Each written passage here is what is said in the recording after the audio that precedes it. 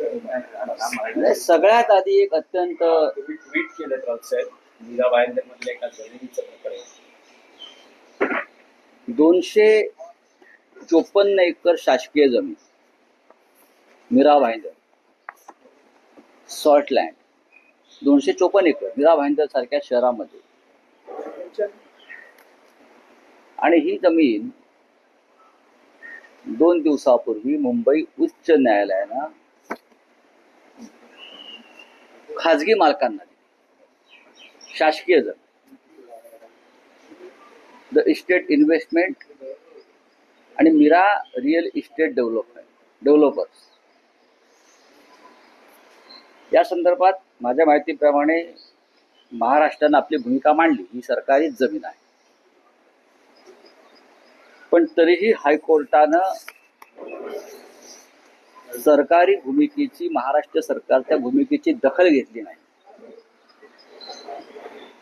आणि ही 254 एकर जमीन, कोट्यावधी म्हणजे हजारो कोटीची जमीन, सरकारी मालकीची जमीन या उच्च न्यायालयाच्या कालच्या निर्णयामुळे खाजगी व्यक्तींना देण्यात आली.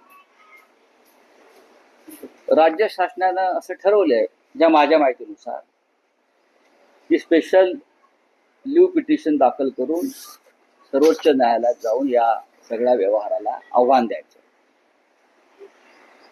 माझा प्रश्न असा आहे की महाराष्ट्र सरकारकडे इतके मोठे मोठे वकील असताना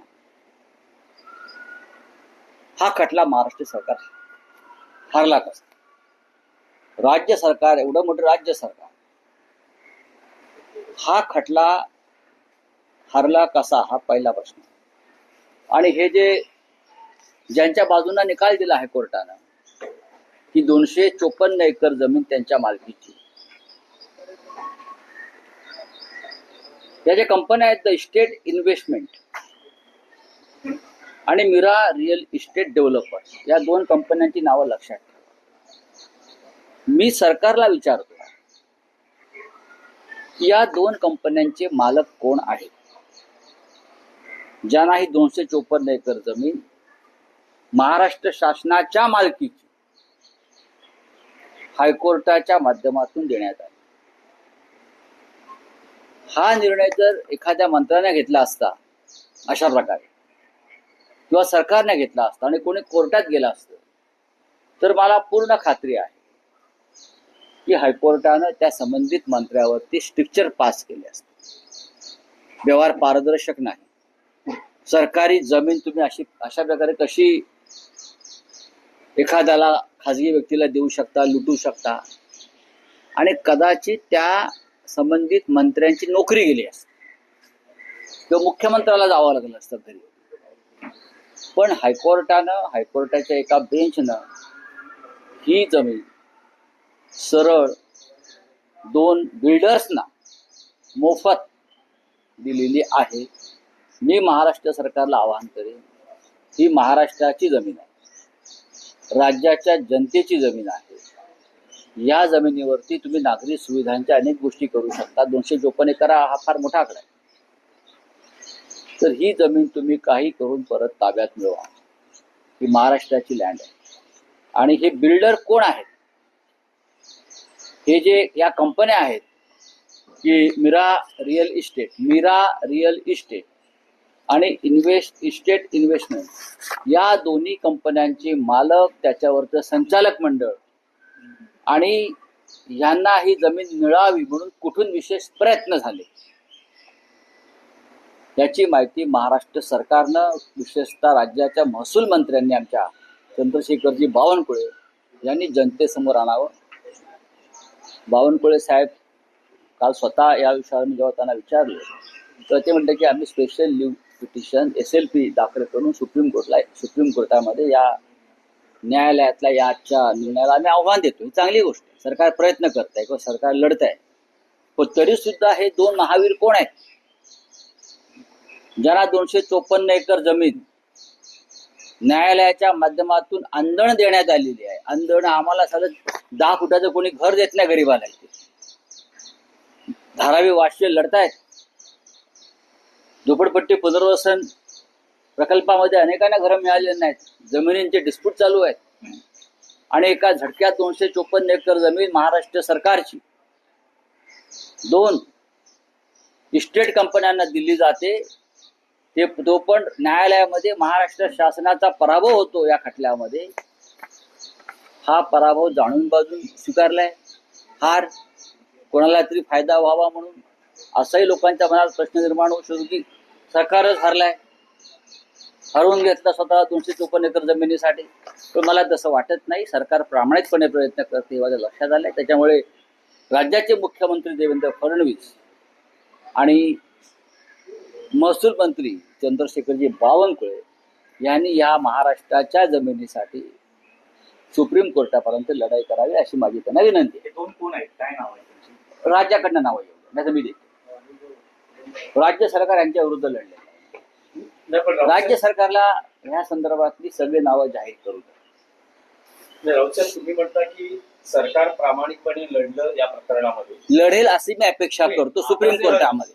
आता जे हरवलं, संशयास्पद भूमिका कोणाची आहे? कमकुवत कमकुवत वकील नाही नाही, सरकार. बघा, सगळ्यात आधी संशयास्पद भूमिका न्याय व्यवस्थेची. जर एखाद्या मंत्र्यानं किंवा मुख्यमंत्र्यानं हा निर्णय घेतला असता अशा प्रकारचा जमीन वर्ग करण्याचा खासगी मालकांना आणि कोणी कोर्टात गेला असते, तर सगळ्यात आधी न्यायालयानं या संपूर्ण प्रोसेसला स्टे दिला असता, सुनावणी झाली असती. आणि त्या सुनावणी दरम्यान न्यायालयानं संबंधित मुख्यमंत्री, संबंधित मंत्री, अधिकारी यांना आरोपीच्या पिंजरात उभं केलं असतं, त्यांच्यावर ताशेरे मारले असते, कदाचित त्यांच्या नोकऱ्या घालवल्या असत्या मंत्र्यांच्या. पण त्याच प्रकारचा अत्यंत रहस्यमय निर्णय जर न्यायालयाकडून मिळाला असेल तर त्याला जाब कोणी विचारायचा? का विचारू नये? पारदर्शकता आहे. तुम्हाला काय वाटतं की न्यायालयानं हा निर्णय देण्यामागचा हेतू काय असू शकतो? नाही, हेतू अनेक. आता सध्या न्यायालयामध्ये काय चाललंय त्याची भरात तुम्हाला माहितीच आहे. निवृत्त झाल्यावरती मुख्य न्यायाधीशच सांगतात की न्यायालय कशा प्रकारे दबावाखाली काम करतात, न्याय व्यवस्थेला कशी वाळवी लागलेली आहे, हे मुख्य न्यायाधीशच सांगत असतात आमचे ना.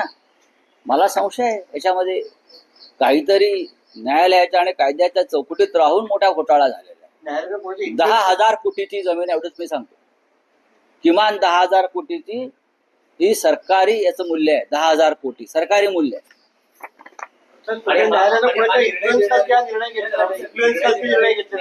कोण आहेत याची काही कल्पना आहे? न्यायमूर्तींचं नाव घेणं मी योग्य नाही, पण तुम्ही ते शोधू शकता या खटल्या संदर्भात. नाही, मी त्यांना विचारलं की हा असा निकाल आपल्या सरकारच्या विरुद्ध लागलेला आहे. ही आपली जमीन आहे 254 एकर. पण बावनकुळे साहेबांचे प्रयत्न अत्यंत प्रामाणिकपणे मला दिसतात की आम्ही या संदर्भात सुप्रीम कोर्टामध्ये ताबडतोब याचिका दाखल करायचे आदेश दिलेले आहेत आणि ही लढाई आम्ही शेवटपर्यंत लढू आणि राज्याची जमीन राज्याच्या ताब्यात घेऊ. न्यायालयाचा विषय निघाला आहे म्हणून काल मेधास सोमय्या यांनी सेशन्स कोर्टने जे तुमचं निर्दोषत्व आहे त्याला आव्हान दिलेलं आहे. तो सुद्धा विषय मीरा भाईंदरचाच आहे. येस. ठीक आहे, त्यांना तो अधिकार आहे.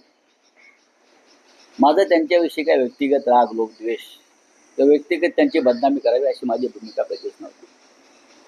माझ्या समोर जी माहिती आली सरकारी माध्यमात, विधानसभेत झालेली चर्चा, विधानसभेत विचारलेले प्रश्न, त्या संदर्भात मी माझी भूमिका मांडली, तर त्यात बदनामी कुठे आली? विधानसभेच्या अध्यक्षांचे आदेश त्या संदर्भात आहे.